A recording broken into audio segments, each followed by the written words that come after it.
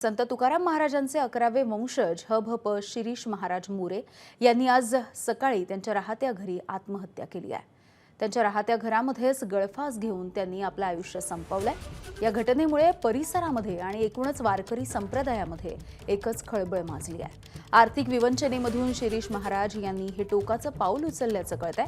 आत्महत्येच्या आधी शिरीष महाराज यांनी 4 सुसाईडच्या नोट्स लिहून ठेवल्या। त्यामध्ये कोणाकडे नेमकं किती कर्ज आहे याची सुद्धा नोंद आहे। देहू रोड पोलीस सध्या अधिकचा तपास करतायत। तर शिरीष महाराज यांनी या सुसाईड नोट मध्ये नेमकं काय म्हटलंय आपण बघूयात।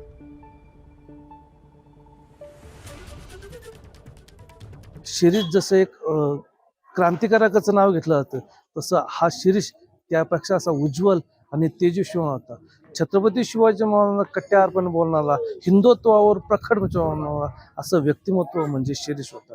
आता हिंदूंना त्याची काळाची गरज होती असं व्यक्तिमत्व होतं। संभाजी महाराजांवर बोलणं आणि त्यांच्याविषयीचं प्रबोधन करणं हे त्यांचं प्रखरपणाने जाणवत होतं। कर्जाचा वगैरे हा कुठल्याही गोष्टीचा हा म्हणजे कुठलाही ओघ नाही, हा फक्त एक थोडासा विपर्यास केला गेलेला आहे।